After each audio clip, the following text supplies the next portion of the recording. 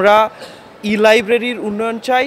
বিশ্ববিদ্যালয়ের এই রেজিস্টার বিল্ডিংয়ে লর্ডসরা থাকে, যে লর্ডসরা ঘন্টার পর ঘন্টা পার করে দেয় একটা ছোট কাজ করার জন্য। শিক্ষার্থীদের নানা রকম হয়রানি করায়, 2 ঘন্টা পরে আসো, আজকে না কালকে। এই লর্ডসদের দৌরাত্ম্য কমাবো আমরা পুরো বিশ্ববিদ্যালয়কে অটোমেশনের আন্ডারে নিয়ে আসবো। আমরা রিসার্চ অ্যাসিস্ট্যান্ট, টিচিং অ্যাসিস্ট্যান্ট এবং ইন্ডাস্ট্রি একাডেমিক কোলাবোরেশনের ব্যবস্থা করব।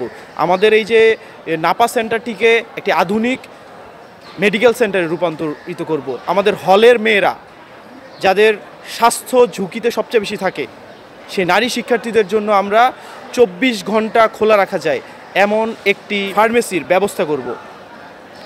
এছাড়াও বিশ্ববিদ্যালয়ের ইন্টারনেট এত বেশি ধীর গতির, সেই ইন্টারনেট সুবিধা নিশ্চিত করার জন্য আমরা স্টারলিংকের ব্যবস্থা করব জগন্নাথ বিশ্ববিদ্যালয়। এবং শুধু কথার কথা না, তাদের একদম পুরো রোডম্যাপ সহ, মানে স্টারলিংক কীভাবে কাজ করবে, প্রত্যেকটা স্টুডেন্ট কী পরিমাণ গিগাবাইট তারা অ্যাক্সেস করতে পারবে, আমরা পুরো বিষয়টি নিশ্চিত করে শিক্ষার্থীদের ইন্টারনেট সুবিধা নিশ্চিত করব।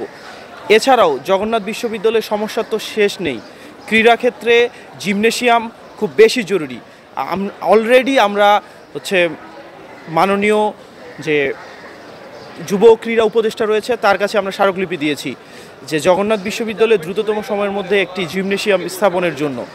এবং জগন্নাথ বিশ্ববিদ্যালয়কে ক্রীড়াক্ষেত্রে এগিয়ে নিয়ে যেতে একটি আধুনিক মাঠের প্রয়োজন। সে মাঠটা দ্বিতীয় ক্যাম্পাসে আমরা দ্রুততম সময়ের মধ্যে যেন বিশ্ববিদ্যালয়ের কাঠামোর মধ্যে থেকেই সেটি নির্মাণ করা যায়, সেটি আমরা জন্য চেষ্টা করব। জগন্নাথ বিশ্ববিদ্যালয়ের শিক্ষার্থীদের জন্য যা যা করা প্রয়োজন আমাদের প্যানেল যদি নির্বাচিত হয় তার প্রত্যেকটি পালন করবে।